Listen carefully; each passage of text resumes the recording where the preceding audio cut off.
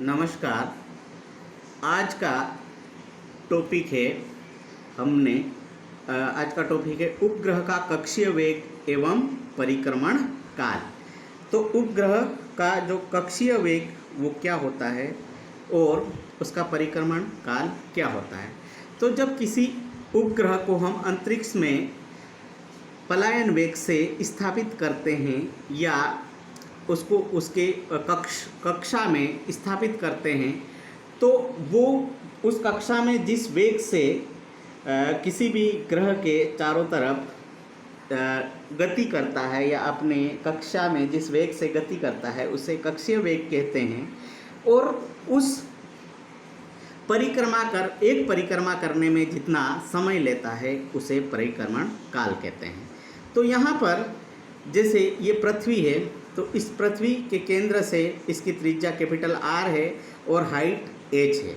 तो इस पृथ्वी के h ऊंचाई पर किसी भी उपग्रह को स्थापित करते हैं तो वो इस प्रकार से पृथ्वी के चारों तरफ वो उपग्रह घूमता रहता है, या पृथ्वी के चारों तरफ एक परिक्रमण करने में जितना समय लेता है उसे परिक्रमण काल कहते हैं। और जिस वेग से वो परिक्रमा करता है उसे कक्षीय वेग कहा जाता है। जब उपग्रह पृथ्वी के चारों ओर वृत्ताकार गति करता है तब पृथ्वी के केंद्र की ओर अभिकेंद्रीय बल लगता है। उस अभिकेंद्रीय बल का मान होता है mv²/r। तो यहाँ पर mv² और o इसलिए ऑर्बिटल वेलोसिटी कहा जाता है इसको, कक्षीय वेग को। तो mv²r की जगह r+h हम इसलिए ले रहे हैं कि ये केंद्र से पृथ्वी की सतह तक की दूरी r है और उसकी सतह से किस ऊंचाई पर, h ऊंचाई पर स्थापित किया गया है। तो ये टोटल दूरी हो गई r+h।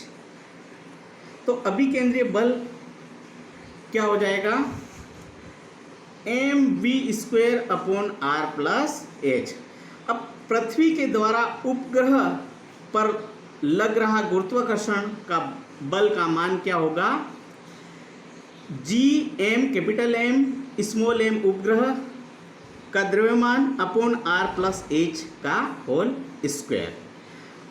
और पृथ्वी के चारों तरफ वृत्ताकार कक्षा में उपग्रह तब तक ही घूमेगा जब तक अभिकेंद्रीय बल एवं गुरुत्वाकर्षण बल एक दूसरे को बैलेंस करेंगे, यानी दोनों समान मान में विपरीत दिशा में लग रहे होंगे, तभी वो बैलेंस होगा, वहाँ पर घूमेगा।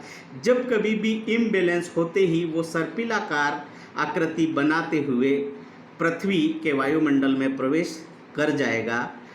तो यहाँ पर जब दोनों बल बैलेंस होंगे, mv² r+h बराबर gm/r+h का होल स्क्वायर, तो उस केस में ऑर्बिटल वेलोसिटी का मान निकल के आएगा v² बराबर gm/r+h।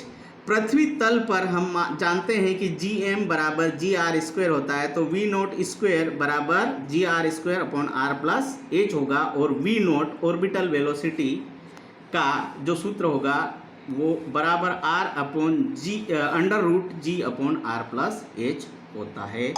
धन्यवाद।